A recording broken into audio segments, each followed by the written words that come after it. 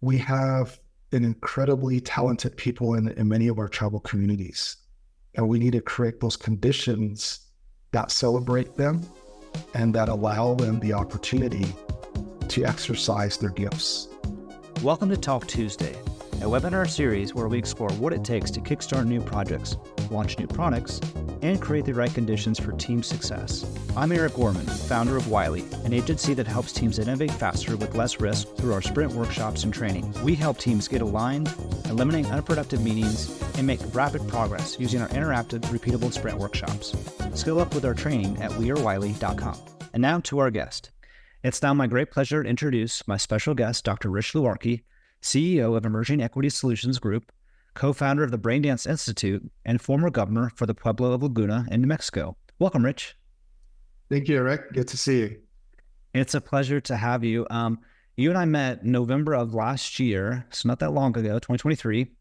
And after several conversations, we later ended up having the privilege of working alongside you and your team to lay the foundation for Braindance Insitute, which we'll get to a little bit later. But I just want to say I distinctly remember some of those early conversations, Rich. And I just kind of remember being awestruck, frankly, by some of those conversations. You have such a intentional presence, and I just feel better about myself when I'm in your presence and talking to you. And I think you just have such a unique perspective and upbringing that we're going to talk about. And so I'm really excited to get to do this interview with you. So thank you for making time. Thank you. I appreciate it. Thank you for inviting me. Absolutely. So Rich, start us off by sharing a little bit about yourself and your upbringing. Sure. Well, again, thanks for the opportunity to participate with you, Eric, and hopefully as part of the conversation this morning, be able to add some value and provoke some thought and arouse some curiosity among folks, to learn more and impact this world better. So for me, growing up, I had the opportunity and the blessing to grow up in the Pueblo of Laguna, which is one of 19 Pueblo tribes in New Mexico in the Southwest. There are 23 tribes in total in New Mexico, the 2 Apache and Navajo, and again, the 19 Pueblos. So my grandparents raised me. So when I came into the world, my grandparents were already in their 60s. So I grew up with the older people, hanging around with my grandmother and grandfather. But they were my world. They gave me a life and an environment that didn't require me to be concerned about what I didn't have. Now that I look back, on my upbringing, I didn't realize that we didn't have a whole lot, but we always had something to eat, and house was always warm and lights were always on. But in that same reflection of looking back, I also realized I came from wealth, and that wealth was love, a good home, a stable home, a good community, good people, because they say it takes a village to raise a kid, to raise a person. And I truly believe that was my situation, that the village, took time with all of us, not just me. We got in trouble. We got spanked, got taken home and got spanked again. But, they also hugged us and told us they loved us and told us why we were wrong, and that they want us to grow up to be good people. So that was a good part of my upbringing, running around, and we didn't have iPhones and we didn't have iPads. So the innovation, for us was through being curious and being creative. The irrigation ditches there in our village, we didn't have a boat or things like that. So you find a stick and you throw it in the ditch, and that's your boat, and so I think that type of upbringing was awesome. Summertime, we'll leave the house in the morning at 7:00 and don't come home until they're calling us, that it's dark, playing, and we're outside. So that was the upbringing, that I had. And, I think that informed a lot of how I look at the world today, and why I was able to enjoy opportunities, not only in the tribe itself, but outside of the tribe, both professionally, and then at home culturally. So my grandparents were really the first PhDs I ran into, and that the PhD teaching they gave me was how to treat others, and how to work with others, the tolerance, but also recognizing that sometimes I may be at the other end of criticism, and how to, manage that. Um, so that's how I was brought up, the culture side, and we're very blessed as a tribe to still have our traditional activities. We hear our language, we hear our songs, and so that's such a blessing that I think, that influenced, my upbringing. Do you see yourself carrying the torch, or attempting to carry the torch of some of your ancestors and those wise people that you grew up with and maybe took for granted, like we all do, that have the privilege of having elders in our lives when we're young? Do you see yourself as trying to take up that torch and that mantle in some ways? Over the last couple of years, my wife and I have been blessed with two beautiful little granddaughters. And I never thought that I would be a grandparent. And what my grandparents did for me, you know, I was getting emotional because, my two little granddaughters now, oh man, they're just sweet, you know. And if I could just do half of what my grandparents did for me, I think it'll be okay. So I don't think it's a choice.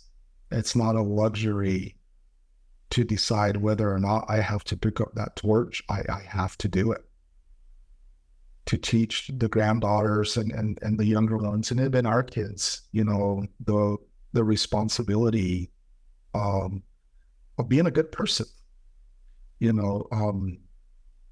the mechanics of going to school and what you learn in school and your career. That's to me, that's all mechanics. What is important is the type of person you can be, because I think you can be an engineer, you can be a physician, you can be a lawyer, you can be a rocket scientist, whatever. But if you're a jerk, it doesn't matter. You need to be a good person. And I think that's the job of not only myself, but my wife to shape and inform our grandchildren, and our own children too, of our roles as people, So I think that's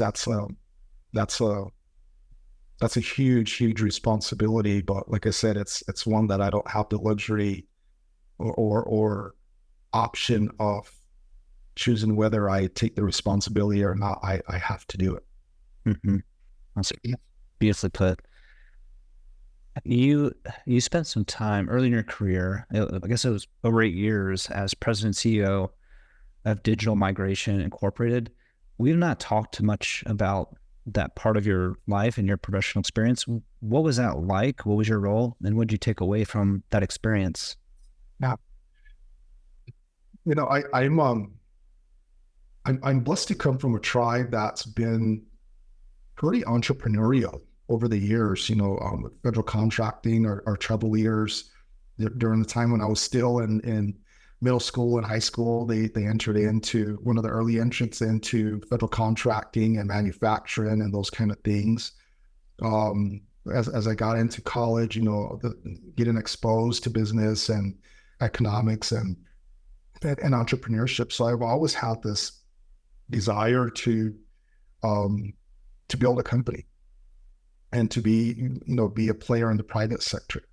But also going back to my grandparents, my grandmother, my grandfather passed away when I was about 8, so I was still pretty young when he passed away. And after that, it was just my grandmother and I.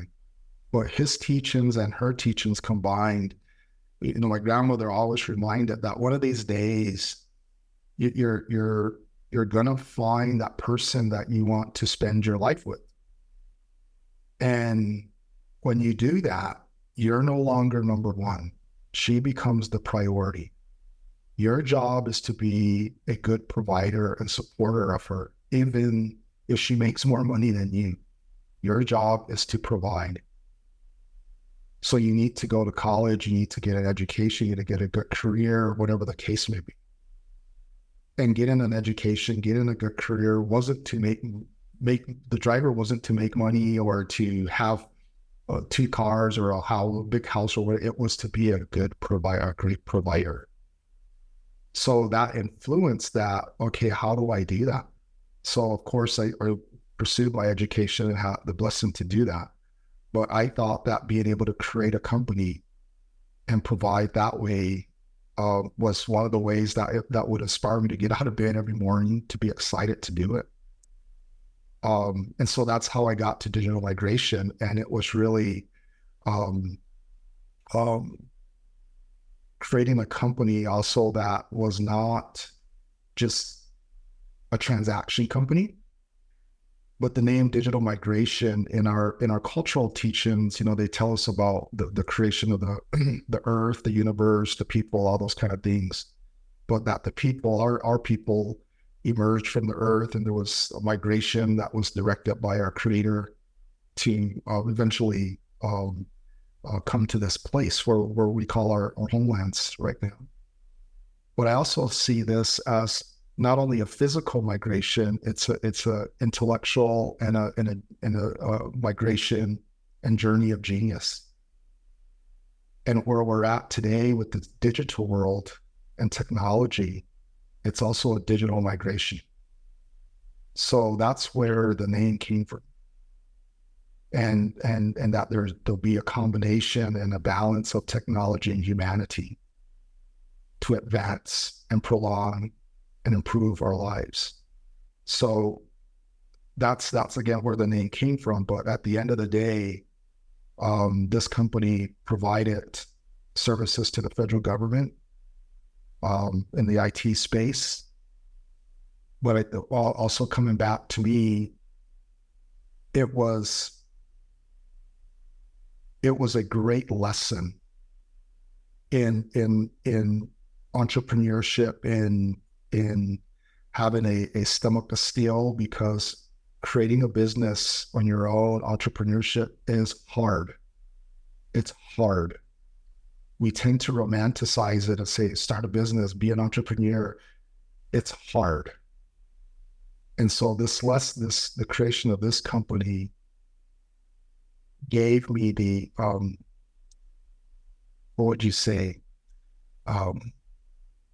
Thick skin, maybe. The thick skin, it gave me the ability to understand what perseverance meant, what endurance meant. In our language, we have a word, harchseme. Harchseme means be strong, or be, have strength, in what you do. So it brought a whole nother level of that to me. Because at the end of the day, if our invoices weren't paid, I might not get paid, but I had to make sure my employees did, because they have mouths to feed. But then what about the mouse in my house? So it was a challenging experience, but I think one that I would not give back. Again, beautifully put. You held multiple leadership roles within the Pueblo Laguna. This culminated in your role as governor of Pueblo Laguna from 2011 to 2014. Talk to us about that journey. And you mentioned in your introduction as well that you had that privilege. What was it like to be governor for the Pueblo of Laguna, and the journey leading up to that? That's an interesting one, right? Because so a little bit of backdrop, about our tribe and many tribes. It's not unique to Laguna, but many tribes have what's called blood quantum, and blood quantum guides and informs who can and cannot be a tribal member. If you don't have enough of that tribal blood, you cannot be a member. based on their policies, whatever it is. So you could be 3/4. Oops, I'm sorry. You could be 3/4 one tribe and 1/4 whatever else. One half that tribe and one half whatever else. 1/4, so on and so forth. In our tribe, up to 1984, in order to be a tribal member, you had to be one half Laguna blood quantum, and whatever else. And how we got there is in the early 1940s, there was the Indian census roll that introduced membership to tribes. And at that time, all it said was that basically you had to be one half Indian. You didn't even have to be of that particular tribe. Mm-hmm. But that tribe could allow you to be a member. So you could be one half Comanche and one half Anglo. And if you lived at Laguna, maybe you were married there or whatever, you could, I guess, apply for membership at that time. And if the leadership so thought you were privy or you should have the membership, you got it. That went all the way to 1958. And in 1958, our tribal council, via the Constitution and the community, voted to change that from one half Indian to one half Laguna. Mm-hmm. And so you had to be one half Laguna. So that brings us to 1984. When I came into the world, when I was born, my blood quantum is 1/4 Laguna. I'm 1/4 Laguna, I'm 1/4 Zuni Pueblo, and I'm one half African American. So up to 1984, I was not a tribal member. Crazy. But I was born in 1969.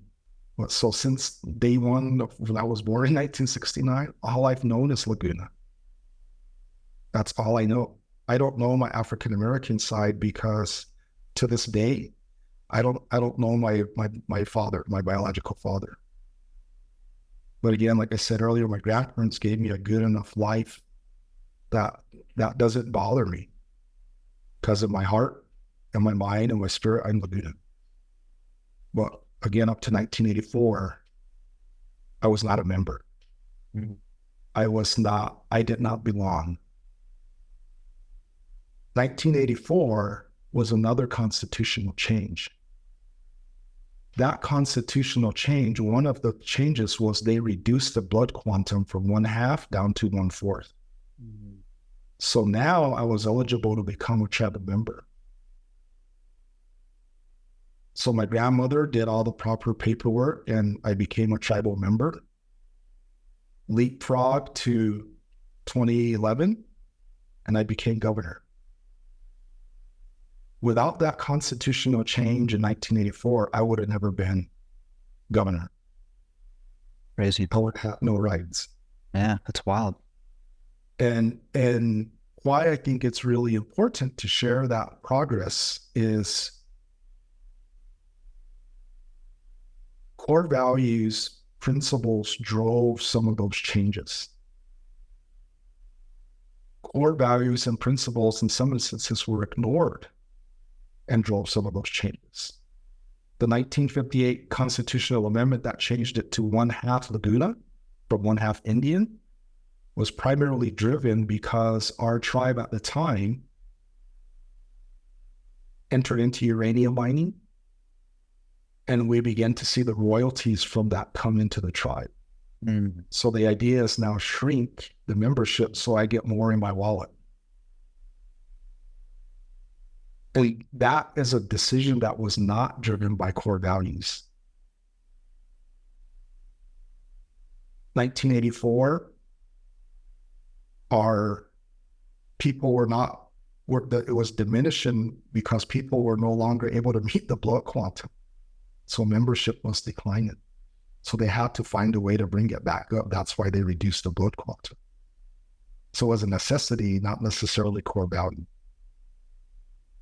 2012, we made another constitutional amendment that allowed those people that missed the window in 1984 to now become members. That was driven by the fact that we say we love our children, we love our families. Why are we not letting them in? So that was a driver in 2012. So that really influenced, in a long-winded way, what the journey was to being governor. My journey was a different path, because I was in Laguna on paper out of the gates. But that experience also gave me the ability to be more tolerant and understanding in that role, because there are many children that are like me. They've grown up there in Laguna. They've lived their whole lives there, but some of them still aren't members. But that's all they know. So to create policies as a governor and with the council that are mindful of policies that indirectly, whether or consciously or unconsciously, limit our ability to grow as a tribe or belong, we have to be mindful not to perpetuate those. And that applies to many other policies. So I think in that role of governor, it's not a matter of working in the business, it's a matter of working on the business. And how do we move the tribe forward? How do we create policies that are restrictive and limiting to our people, to policies that take us from needing to policies that allow us to be leading? We have an incredibly talented people in many of our tribal communities, and we need to create those conditions that celebrate them and that allow them the opportunity to exercise their gifts. To me, I think as a governor, whether you're a governor of a tribe or a state, that's how we should be leading our people, at least in my mind. So the challenges, in our tribal leadership are, in many instances, also are not different from whether it's the state or federal. You still get criticized. You'll never, ever please everyone. You're going to always have your critics. And sometimes there's going to be people that are critical of you that you don't even know who they are. I never spoke to them in my whole life. They're critical. I'm like, well, what did I do? Right. So it's no different than any other environment, leadership environment, and to me, I think that's one of the things that people don't realize. There's a price to leadership. And that price to leadership is the critics that come, the challenges that even your family gets, the being in a fishbowl. That's the price of leadership. And our teaching is that you shouldn't chase those positions, but allow the position to come to you. Different from mainstream society, where you see the presidential election campaign, senatorial or Congress or state legislature campaigns that pick me because I'm better than the other guy. Mm-hmm. Our teaching is not that. So that was my experience and my journey to that role. And I don't, personally, I hope I never have to serve in that role again. That's not my dream, to be the governor, but I'm more than honored and blessed that the people put me there and gave me that experience. But I think I'm better at being able to help from the outside in, if that makes sense. It does. And I left off of some of your titles, just entrepreneur, and hopefully we'll get a chance to kind of touch on some of the entrepreneur efforts you're undertaking. But yeah, it makes perfect sense to me, having worked with you and getting to know you, that would be your preference to work from the outside in. Mm-hmm. Talk to us a little bit about some of the biggest challenges that face both native and non-native peoples, and especially in particular the area you're familiar with and that you served in New Mexico. Can you speak to what are the biggest challenges from your perspective that they face?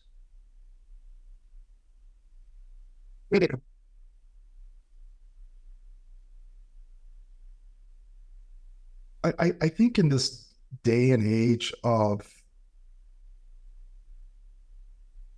polarization, one of the biggest challenges is how we get back to treating each other civilly. How can we relearn the skill of attacking the issue, not each other? I think that's one of my biggest concerns right now. And I don't think that is unique to Native people. I don't think that's unique to non-Native people. We as humanity have forgot how to collaborate. We've forgotten how to tolerate. We've forgotten how to listen. The skills, I think, more recently that have been highlighted and honed in on is reaction, attacking, blaming, versus okay, I wasn't a part of that, but let's figure out how to fix it. And so I think that being able to re-engage, in civil manners, even when you disagree, needs to be relearned. Those crucial conversations, the ability to focus on the whole, not just on me, is really critical. And I think in order for us to advance as a society, as a community, even as families, we have to have the ability to do those things.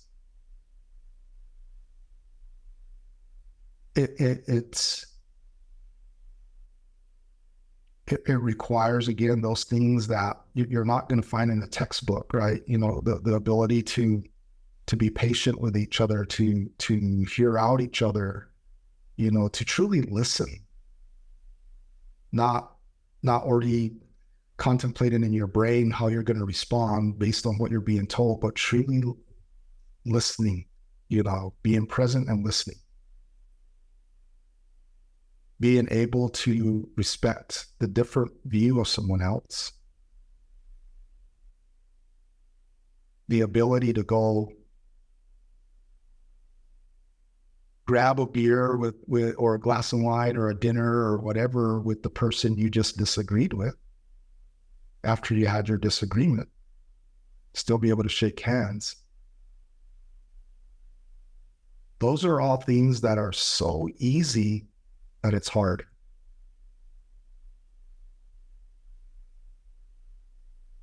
And we tend to focus on the hard.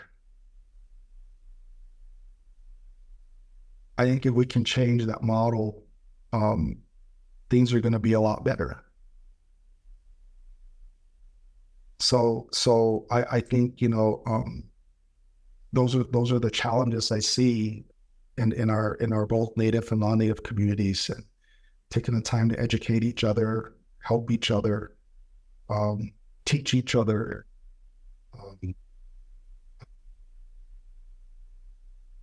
I think that's how we address the challenge, and we change that challenge into an opportunity. I think that should be the ultimate goal of how do we change a challenge into an opportunity. With that, you talked with me before about some of the stigmas, the fixed mindsets that often get projected onto Native peoples, both from outside but also from within. Can you explain some of those and how you're working to challenge those? Yeah, yeah.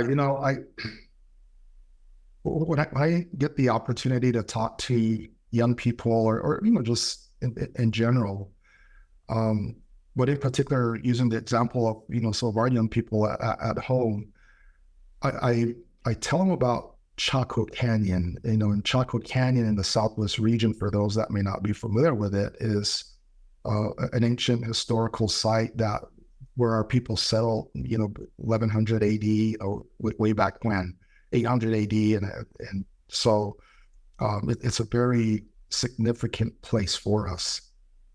And it was a major trading hub where they say our ancestors, they traded with the Incas, the Mayans, Aztecs. So our trade route was huge. Our we were doing international business, already at that time. But Chaco Canyon was a kind of this convening site. It was the metropolitan of the day, if you will. But they also tell us that at Chaco Canyon is where our ancestors were able to figure out the solstice. There's a symbol there, a graphic of a sun symbol, where they tracked the movement of the sun and the moon. And we know today that the sun and the moon move in 9-year cycles. So it wasn't just a couple guys sitting down over the weekend, and grabbed a 6-pack of beer and said, let's go figure this thing out, right? It was probably a generation or two, to figure that out. And why I use that example is that in my mind, that's one of the first examples of many, not just our tribe, but probably across other tribes, but that's one of the first examples of big data analysis, data analytics, because they had to track all these data points of the movement of the sun. And that's where that symbol came in, right? They're tracking it. But it's also one of the earlier examples of the accuracy of intergenerational knowledge transfer. So I tell folks, and especially our young people, we come from a long line of genius, a long line of intellect. We had our nerds, we had our geeks back then, and we're still here today. Don't be afraid of your genius. Don't be afraid of your intellect. More importantly, don't be afraid of each other. I think that part of our contribution to the stigmas are self-inflicted, because we're afraid of that genius, or we're not willing to share it. And there may be other reasons, but to me, that's a gift from our Creator. Modern society has taught us 1 + 1 = 2. That's education. I think the genius and the intellect says 1 + 1. How do we get 1 + 1 to be greater than 2? In my mind, that's learning. We have to be continuous learners. Learning is a migration. It's a journey. Education, you get your degree, you're done. There's no finish line here. So I think those are the things that contribute to breaking down stigmas, when we can relearn how to learn. to not fear each other, to not fear our gifts. And I think being able to look at things that, again, as I mentioned earlier, when you're in a leadership role, to be mindful and conscious, to not perpetuate policies and paradigms that limit us, but instead inspire us. A lot of times, you can imagine this maybe 10-foot circular tub that's maybe only 3 feet deep. It's filled with water. You're a 6-foot person, even a 5-foot person, but you're in this tub and you're flopping all over this place. I'm drowning, and you're gasping for air. Stand up. That's all you got to do. Stand up. Mm-hmm. And so I think those are ways that we begin to reshape the mindsets from mindsets of thinking small to mindsets of thinking big. Moving from mindsets of needing to mindsets of leading. And these are things that, you hear a lot in Indian country about. We live in two worlds, the white world and the red world. I agree with about 50% of that. And what I mean by that is I don't believe we live in a color-coded world. Mm. I believe we live in a physical and a metaphysical world. The physical is everything we see and this conversation we're having over Zoom. The metaphysical is what's in here, our beliefs, our faith, our non-fear of one another, our encouragement of one another, encouragement of self. Those are the assets that we have that will change these mindsets and things. Some of that work has to be done from the inside out. We can't let the outside define who we are. We have to do that ourselves. It's a nice segue, because I think into talking about the Braindance Institute, because I think that touches on some of the vision that you have.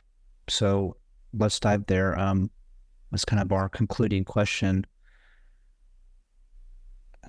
You're the co-founder of the Braindance Insitute, which I mentioned earlier. Where does that name come from? And then what is your vision for Braindance? Sure. So, gosh, 2015, 2016, I guess it was, thinking about, how to create an environment that allows for the opportunity to have crucial conversations, to be able to not only focus on what's wrong, but what's right. Mm. How do we build on what's right? And, thinking about the education system, at least here in our state, in New Mexico, it's normally one of the lowest ranked education in New Mexico. So I was thinking about how we look at a kid, they get 3 A's and 2 B's, maybe a D and an F. Oftentimes it appears, and I'm just saying this from my layman's perspective, with this observation, I'm not an educator, but from the outsider looking in, that kid that got the 3 A's, the 2 B's, the D and an F, we tend to focus and put all our energies on the F, instead of thinking about how do we get these A's to be A+. Not ignoring the F, not ignoring the D, but we tend to focus on what's wrong, not what's right.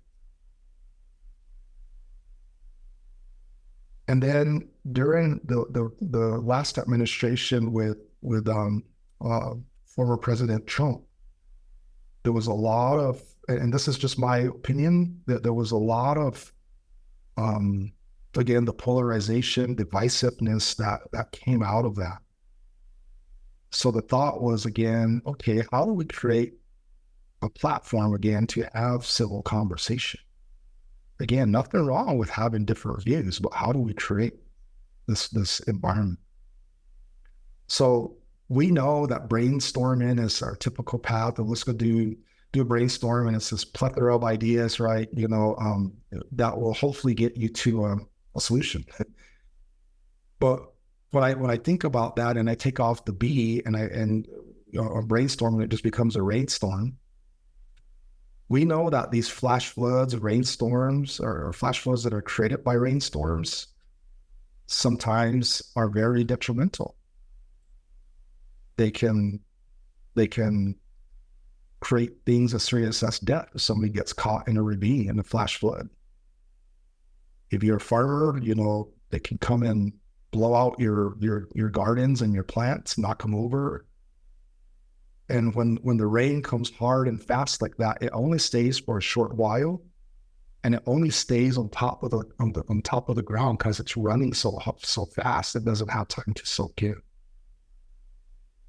So to me, brainstorming is not necessarily the best approach. And so when I was thinking about, well, in Native America, we have what mainstream calls rain dances, and that's true, and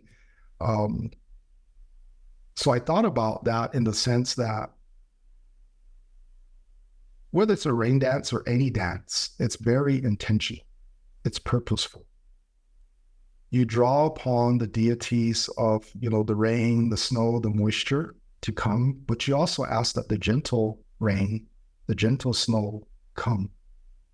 Because when it comes, the gentle snow and the gentle rain, it stays longer. It soaks in. It doesn't create damage. It's very intentional to invoke or call that moisture. And it cultivates, it nurtures the soils, the roots, the plants. And in those dances, there's also songs that are associated. So taking that thinking and that logic versus doing a brainstorm, why wouldn't we brain dance? Because it's very intentional. We're cultivating, we're creating new ideas. And analogous to a song, maybe it's the strategy that comes out of that. That is our song. That strategy informs policy. So it becomes useful. It becomes purposeful. But more importantly, it drives and it starts from strengths versus weaknesses. It drives from an idea of 1 + 1 being greater than 2 versus 1 + 1 = 2. And it leverages and celebrates the genius of humanity. It's native inspired, but not native exclusive. All humanity has a gift. And if we can bring all of humanity's gifts together, if we can work together, we can love each other, we can respect each other, imagine what we can have. So that's where the Braindance Insitute came from, and its name, and the vision I have for it is, again, to be this convener that can bring meaningful, purposeful, practical, implementable solutions to society. And that it's not a color-coded organization. Like I said, although it's native inspired, it's not native exclusive. it should be genius inspired and intellectually arouse intellectual curiosity. So that's the vision I have for it. You kind of described it not as a think tank, but I don't want to steal the thunder. It's more of a, how did you describe it? A think and be tank. Right. Yeah. So adding that do element, right? Not just coming up with ideas, but the implementable aspect of it, which is pretty interesting. Yep. Well, Rich, the conversation has been fruitful. I've really enjoyed it. As always, it goes fast. How can people stay, plugged into the work that you're doing, and especially the Braindance Insitute? Yeah. So, of course, our we have the website, Braindance.Institute. It's still pretty generic right now, but we're in the process of work in process, I guess you would say it, of upgrading it, putting some more information out there. You're more than welcome to email me, and my email is RB, B as in boy, LUARKIE @gmail.com. So, and of course, if Eric, if you're willing to be a guide, if people contact you and you're more than welcome to shoot them my contact information. Happy to do that. So I was willing to have a conversation, participate in sessions, or be a speaker. Just reach out. Well, Rich, thank you for making time for us, sharing your insights. You're a big thinker and doer. You make a huge, tremendous impact in the communities that you serve. And so you're a gift to all of us. And so, yeah, thank you so much for making time for us. Yes, sir. Yes, sir. Thank you for the invitation. All right. Well, we'll see you guys next time. Bye-bye. Thank you, everyone. I'm Jake Knapp, and I'm the creator of the Design Sprint process. I'm the author of this book, Sprints, and I am here at the Wiley offices in Charlotte, North Carolina. This right here, if you were thinking about maybe doing a design sprint with Wiley, this is where you would be, at this table, probably, unless you do it at your office, which is totally an option, but right here in this space with a whiteboard, with a bunch of paper and pens. Basically, they're going to help you think through the problem, get it started, and get a solution tested really rapidly. That's the whole idea with a design sprint. I'd highly recommend, if you're thinking about it, that you do give Wiley a chance to your project. I've worked with these folks a couple times, and they always exceed my expectations. I always do things a little bit better than I could have imagined ahead of time. They're also really nice. So don't tell them I told you that. I try to, keep it cool, but they're super nice people. Anyway, best of luck to you, and try Sprint.